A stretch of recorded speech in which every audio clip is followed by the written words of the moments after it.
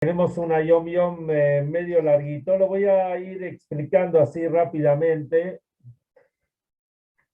para que se pueda entender y después pasamos al Shiur propiamente dicho. Bueno, en la Yom Yom de hoy, el año que se escribió la Yom Yom era Shabbat, y así como este Shabbat que viene ahora, mañana vamos a hablar un poquito más del tema.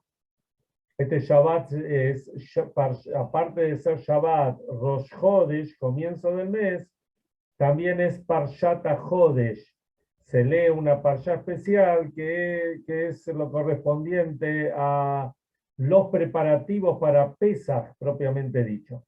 Por eso este Shabbat se sacan 3 Sifrei Torah. Mañana vamos a hablar un poquito más del tema. Es el final, digamos, de la parsha de la semana pasada. Y explica así. Nos dice el Rebbe anterior, de una sijá, de un comentario de mi padre, el Rebbe Rashab. ¿Se acuerdan que ahí hablamos, la semana pasada habló de la falta cometida por los hijos de Aarón? Fue cuando se aproximaron a Hashem y murieron. En las letras de la Kabbalah y así también del Hasidut, de la filosofía hasídica, es un ratzó sin shov. Fue un ida y un vuelta sin retorno.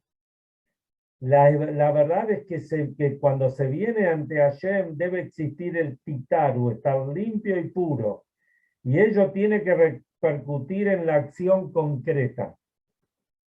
Lo que es en extremo alto cae profundamente bajo. O sea, en la Kabbalah se explica, y en el Hasidut se trae muchas veces, que lo que tiene una raíz muy fuerte, muy alta, cae más abajo.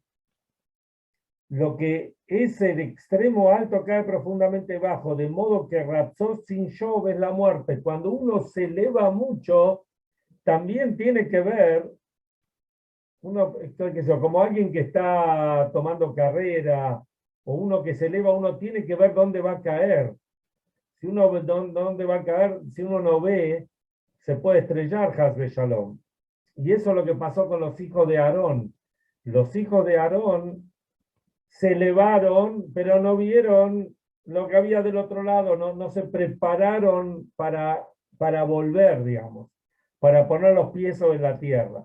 Entonces sigue explicando acá la Yom Yom que esto es, Aarón son las mismas palabras que, o sea, Moshe habló a Aarón, su hermano.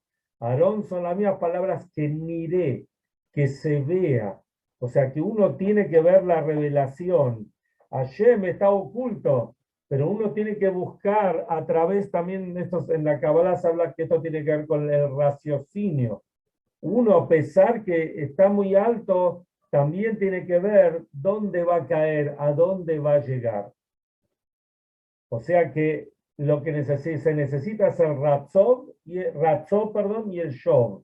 Uno tiene que elevarse por un lado, pero uno tiene que saber volver y saber que la morada de Hashem se encuentra aquí abajo, y nosotros tenemos que hacer de este mundo una morada para Hashem. Y eso es aquí abajo, no arriba. Para eso vinimos y para eso bajamos. Vamos a empezar con una historia. El gran rabino de Bnei Brak, pobre, donde tuvieron el atentado ayer, creo que fue, ¿no? Terrible, terrible, terrible. Es una ciudad llena de muchas yeshivot, es una ciudad de mucha Torah. Muchos la llaman Ir a Torah, la ciudad de la Torah. Ahí él era el gran rabino, se llama Lando, el Rab Lando, que se llama Chaim Lando, el actual. Su papá también fue el gran rabino de Bnei Brak, que se llamaba Moishe Lando, y el abuelo fue también el gran rabino de Bnei Brak, que se llamaba Yankel, Jacob Lando. Este Yankel Lando son todos Hasidim de Chabad, justamente. Yankel Lando era un Ben Bait, era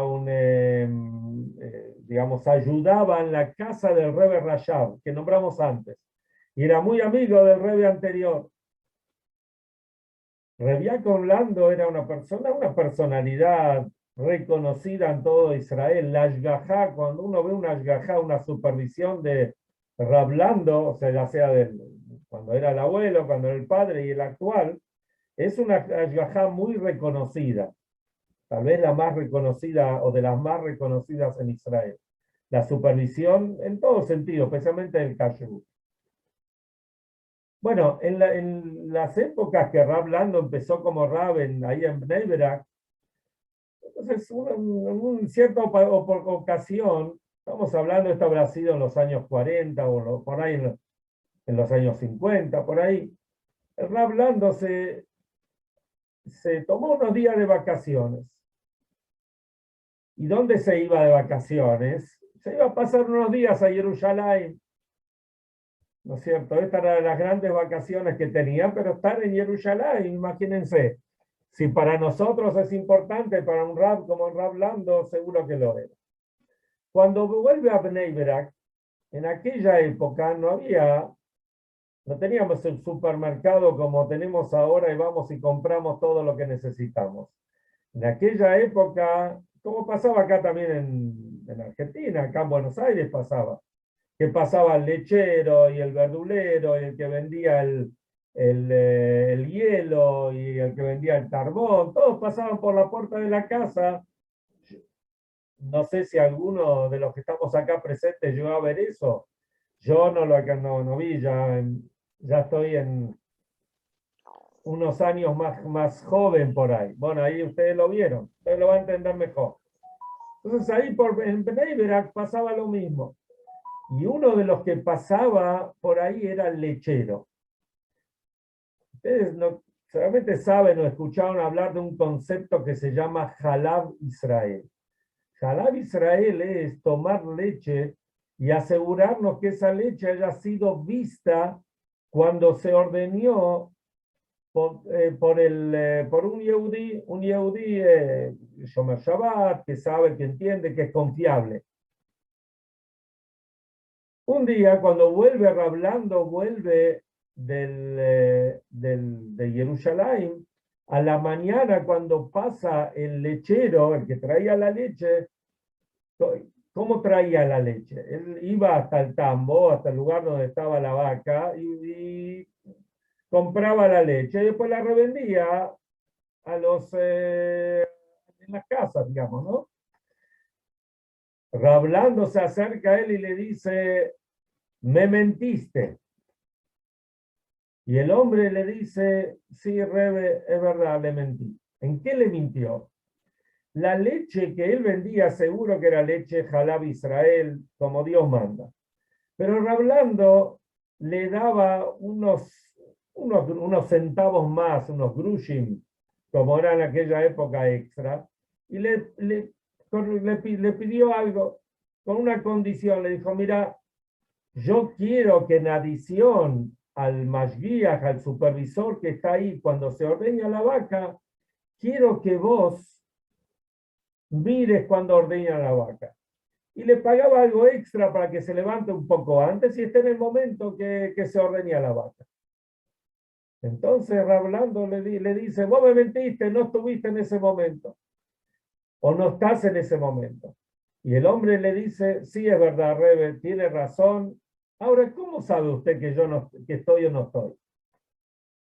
Entonces, ¿acaso usted es un profeta que tiene una visión extra? Entonces le dice, no, te voy a contar lo que me pasó ahora. Yo estuve en Jerusalén y estos días que estuve en Jerusalén, fui a rezar y sentí que el rezo tenía un gustito especial. La tefilá fluía de mí, podía decir las palabras, no me trababa, tuve placer en esto, cosa que cuando estaba acá en Bnei Brak no lo tenía. Y me puse a pensar qué podía hacer. Y se me metió en la cabeza que tal vez vos no estás supervisando la leche y esa leche que yo tomo no es la que yo quiero tomar. Y esto influye negativamente en mí. En Jerusalén tomé otra leche y veo que la tefilá fluyó. de otra manera. ¿A qué vamos? ¿Por qué traigo este maíz? La parshá de la semana se llama Tazria. La parshá de la semana habla de distintas impurezas. El primer versículo, ahora no tengo, bueno, acá tengo el Humash. El primer versículo de la parshá dice así, o sea, tengo que decirlo tengo que leerlo para que lo puedan entender. Vamos a ir al segundo, ¿no? El primero es lo que Hashem le dice a Moshe. Le dice así, si una mujer concibe y da a luz un varón o sufre un aborto espontáneo, estará ritualmente impura durante 7 días, incluso si con el nacimiento no hay flujo de sangre, estará ritualmente impura, tal como durante los días de su flujo menstrual. En el 8º día, la carne de su prepucio deberá ser circuncidado, que es el tema del Brit Milá. ¿Qué vemos acá? Acá vemos que cuando una mujer da a luz, entonces en ese momento, después que dio a luz, ella tuvo un flujo menstrual, un flujo sanguíneo, no menstrual, y después tiene que traer un corbán, después que va a estar impura, no va a poder estar con su marido un periodo, y después, para purificarse, tiene que traer un corbán, tiene que traer una ofrenda. La pregunta es, o una de las preguntas, ¿por qué tiene que traer una ofrenda? ¿Por qué? ¿Sí? ¿Qué hizo de malo? Una ofrenda tenía que traer más, 2 ofrendas. Una ofrenda que se llama Olá, Corbán Olá, que tiene cierto tipo de agradecimiento. Y después, otra ofrenda, Hatat, por un pecado. Entonces la pregunta es, ¿qué pecado hizo la mujer acá? Para que recién pueda purificarse y poder volver a estar con su marido, después de traer una ofrenda por pecado. ¿Qué pecó ella? Al contrario, trajo un hijo a la luz. Ustedes saben que los cristianos, los católicos, necesariamente lo hablamos alguna vez, creo que sea el concepto, los católicos, después que nace una criatura, le hacen un bautismo, y el bautismo es para limpiarlo al chico del pecado de los padres. Como toda la cuestión de la concepción es un pecado, así entienden ellos, por eso tienen que bautizarlo y limpiarlo, purificarlo al chico. Pero para nosotros es una mitzvah tener hijos, que el marido esté con su mujer y de la relación, del amor profundo entre el marido y la mujer, nazca una criatura. Esto es una mitzvah, la primer mitzvah de la Torah, reproducirse. Entonces, ¿por qué la mujer tiene que traer un korban hatat, una ofrenda de pecado? ¿Qué pecó acá? En realidad no estamos hablando de un pecado, sino acá la Torah quiere darnos un mensaje maravilloso, un mensaje impresionante, que no solamente digamos, el tener un hijo es una mitzvah, sino la forma como uno tiene un hijo, eso es una mitzvah. Y acá no me estoy refiriendo a las leyes de la pureza familiar, que la mujer vaya a la mikve, etcétera, y recién después mantenga relaciones con su marido, sino acá estamos hablando de cómo el marido y la mujer se preparan. Lo que el marido y la mujer, fíjense, lo que nosotros comemos se transforma en sangre y nos da energía.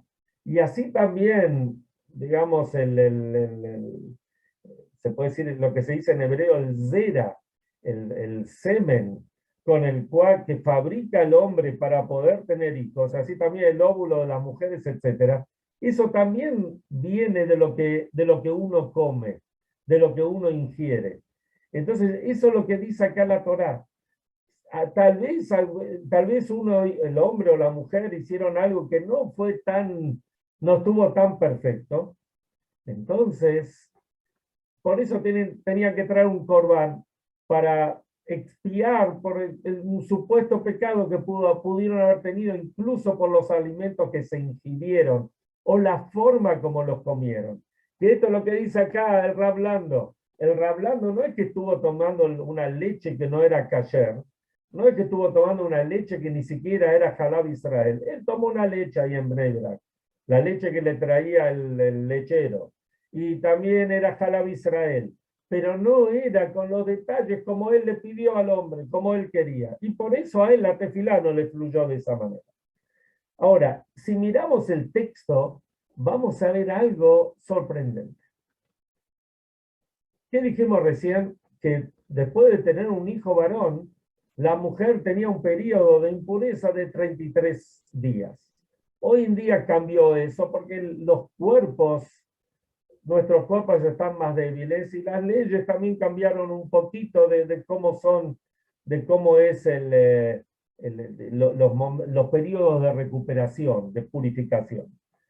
Después se explica qué pasa si tienen una mujer, si lo que nació fue una mujer. Y dice así: cuando ella se sumerge en la micro el leudo de 7 días, durante 33 días adicionales tendrá un periodo de espera, bueno, esto no lo había leído, durante el cual aún si ve sangre, ella es ritualmente pura para su marido. No obstante, aún así no tocará ni comerá ninguna terumá sagrada, ninguna de las comidas sagradas que se daban a los Kohanim, ni ingresará al santuario hasta completarse los 33 días adicionales de su purificación total. Esto si da a luz un varón. Si da a luz una niña, estará ritualmente impura durante 2 semanas, tal como durante su periodo de menstruación.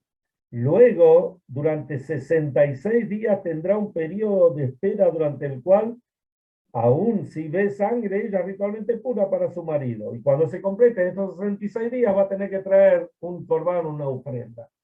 La pregunta es, ¿por qué si tiene un varón son 33 días? 7 más 33. Y si tenía una mujer eran 14, el doble, más 66, más el doble. Es algo que no tiene, y la Torá no da ninguna explicación. Entonces, ¿por qué es el doble? Entonces, el Talmud sí dice algo. El Talmud dice algo con respecto al Corbán Hatab, al Corbán, este Corbán por pecado que trae, y dice, porque cada mujer, y eso pasa hoy en día también, hoy en día no tanto, porque las chicas jóvenes ya se dan la epidural, ¿vieron la anestesia? Entonces es como un parto sin dolor. Pero cuando los partos eran con dolor, toda mujer después de un parto pensó en no tener más hijos. En algún momento lo piensan. Entonces, y el Talmud dice que es natural que digan eso. Entonces, como después sí van a seguir teniendo hijos, entonces tiene que traer por ese pensamiento, o tal vez lo dijo, tiene que traer un corbán, una ofrenda. Ahora, ¿por qué? Uno de los motivos que se dan, ¿por qué cuando es una mujer tiene que esperar el doble del periodo? No es en detrimento de la niña, ¿no es cierto? Hay un chiste que se cuenta, que había una vez un tipo que estaba en la sala de espera, era en la época cuando el marido no entraba a la sala de parto con la mujer. Yo nunca entré a la sala de parto. Y el hombre estaba en la sala de espera. Ya tenía 3 mujeres. Y estaba ansioso por saber qué es lo que tuvo. Sale la enfermera y le dice: Mazel tov, tuviste una nena. El tipo le dice: ¿qué? ¿Otra nena más? Mirá, te voy a decir una cosa. De acá a un año voy a estar de vuelta en este lugar, en este sanatorio, en este hospital, esperando familia. Y más vale que sea un varón, si no voy a hacer un lío bárbaro. Pasó un año y efectivamente el hombre viene con la mujer, va a dar a luz, va a la sala de partos, sale la enfermera y le dice: más alto, tuviste un varón. Entonces el hombre le dice: ¿vieron? Cuando uno amenaza que va a hacer lío, las cosas salen como uno quiere. Hay que hacer un poco de lío. Bueno, Esto para de los chistes que se cuentan. Pero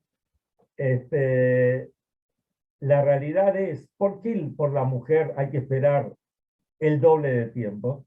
Y una de las explicaciones es porque es una enseñanza para la madre. La madre tiene que saber que a la hija hay que prepararla para la vida de una forma mucho más intensa que al varón. El varón sabe, no, estamos hablando de una familia judía, hoy en día trabaja el hombre, trabaja la mujer, pero la que maneja el hogar, la que maneja la familia, la que tiene que hacerlo es la mujer. Indudablemente, a veces más, hoy en día pasa que la mujer por ahí trabaja mucho más que el hombre, pero la que maneja la casa es la mujer. Entonces, a las chicas hay que prepararlas de esta manera. El jinuj, la educación que tiene que recibir especialmente de su madre, es mucho más intensa, más profunda, más especial que la que puede tener el varón. Por eso es el doble, se da el doble de, digamos, de tiempo para que la mujer entienda cómo tiene que prepararse para trabajar con esa nena. Un cachitito que tengo acá, estoy viendo acá, tengo varios maíces, me los anoté para no olvidarme.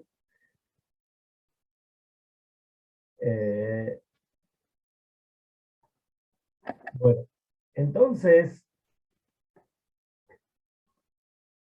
voy a terminar con un maíz, estaba pensando cuál, voy a contar el siguiente. Ustedes saben, no saben, no sé si saben o no, pero se los cuento ahora. Ahora viene Pesaj. En la Gadá de Pesaj hay ciertas diferencias entre Ashkenazim y Sefaradim, y dentro de los Ashkenazim mismos hay diferencias en algunas partes. Está la Gadá del Rambam.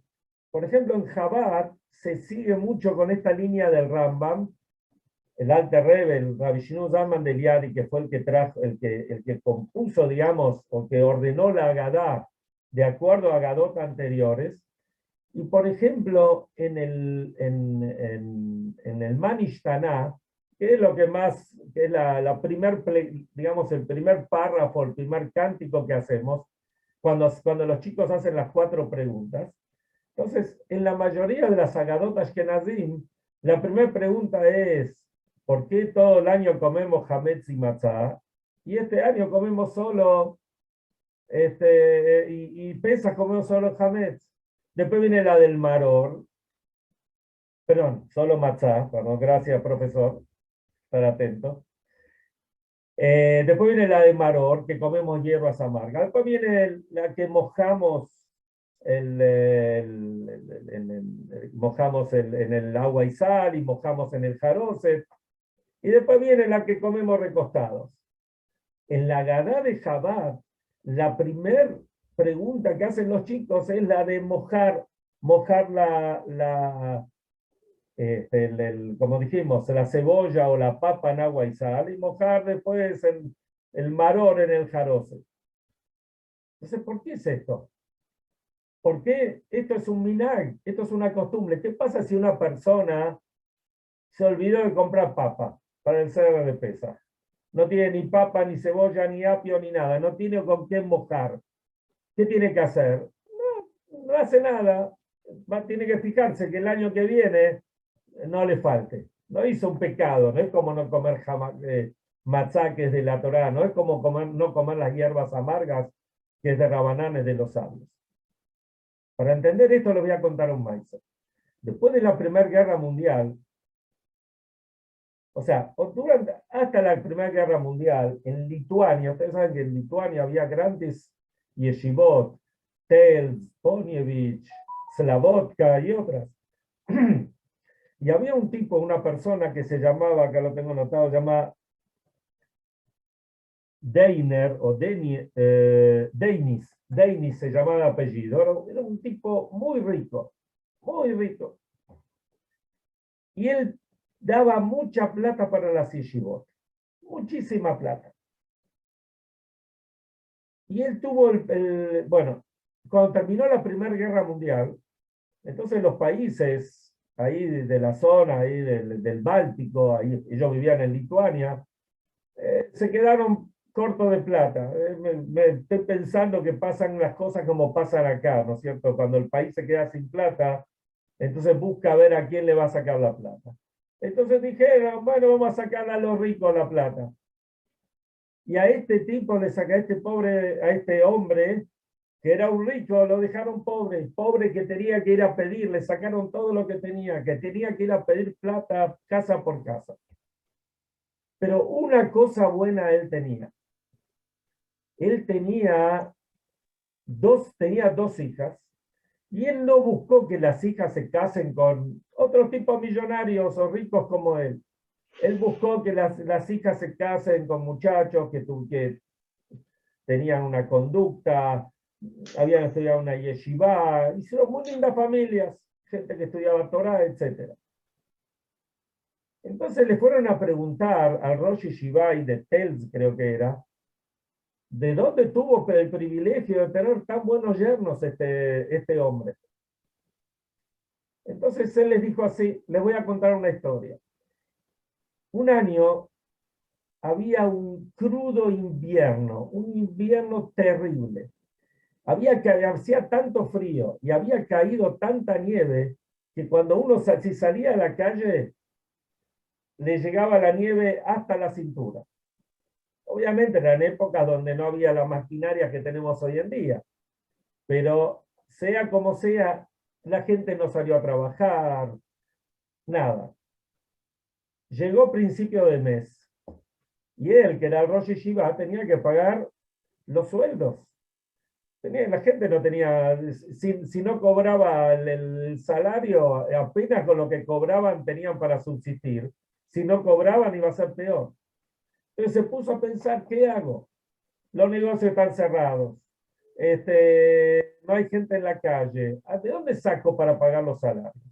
Entonces dijo, bueno, voy a ir a lo de Deinis. Bueno, va a lo de Deinis, este Gvir. Y el Rosh Yeshiva, imagínense, salió a la calle con la nieve hasta la cintura, con las calles de barro, en aquella época era todo de tierra, se embarró todo. Llega a la casa del Gvir, a la casa de este hombre rico, y es una casa hermosa, ¿no es cierto? Entonces se puso a pensar, ¿cómo voy a entrar a la casa de este rico todo embarrado, todo así mojado? Se puso a pensar, dio vuelta a la casa, ¿y qué hizo? Vio que había una puerta por atrás. Vieron que hay una puerta siempre hay una puerta que da a la cocina o al lavadero. Bueno, había algo así. Dijo, voy a entrar por acá. Entra por ahí, golpea la puerta y estaban las hijas, que eran chicas en ese momento. ¿Quién es? O sea, abren la puerta y dicen, el rabino, el Rosh Yeshiva. Lo hicieron pasar, lo hicieron sentar ahí. Y lo llaman al padre, papá, está el Rab, está acá en casa. Entonces el rabino va, ¿dónde va? Se supone que le abrieron la puerta digamos, por el living, la puerta central. Entonces dice, no, estamos acá en la cocina. ¿Cómo en la cocina? ¿Por dónde entró el Rab? No, el Rab entró acá por la puerta de atrás, por la cocina. Entonces el hombre se puso muy mal y dijo, ¿cómo hacen entrar al Rab por la cocina? ¿Cuál es el ejemplo? O sea, y le dice al Rab, ¿qué ejemplo le va a quedar a las chicas que el rabino entra por la puerta de atrás? Nuestra autoridad religiosa. Entonces le pidió al rabino que dé toda la vuelta y entre por la puerta principal y aunque ensucie, entonces le dijo, no quise entrar por atrás para no ensuciar la casa. No importa, el mensaje tiene que ser claro. Le hizo dar la vuelta, entró por adelante, ensució todo, pero el rabino entró por donde tenía que entrar. ¿Es una obligación esto? Esto no es una obligación, pero esto es lo que los chicos ven, la conducta cotidiana que nosotros tenemos. Y por eso, digamos, lo comparo con la bendición de la matzá, que no hacemos primero la de la matzá, sino hacemos la de la papa o la cebolla que metemos adentro del agua y sal, que no es más que un minag, que es una costumbre. Pero estas son las cosas que a los chicos les quedan claros y se mantienen para toda la vida. Que se coma la matzá, se entiende, es algo que está escrito en la Torá, el chico lo estudió en la escuela. Que se coma el maror, las hierbas amargas, se entiende, el chico lo estudió en la escuela también. Que uno se siente de costado en símbolo de libertad, también lo entendemos claramente. Pero este minag, esto que no es más que una costumbre, para que el chico pregunte y después se quede despierto, pues así como para comer la ficomán después, etcétera. Esto es lo que al chico le queda, así también como todo el tema de la ficomán, de buscar la ficomán, de robarlo, etcétera. Aunque en Jabat no se hace esto, pero toda la idea es que al chico le queda eso. Y lo que al chico le queda, esto lo marca con fuego para toda la vida.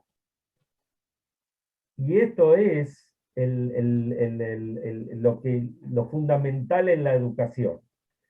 Por la chica, que la mujer, como el Rebbe siempre decía, o dice, porque las palabras son para siempre, que la mujer es el akeret habayit, es el fundamento, la base, el pilar del hogar.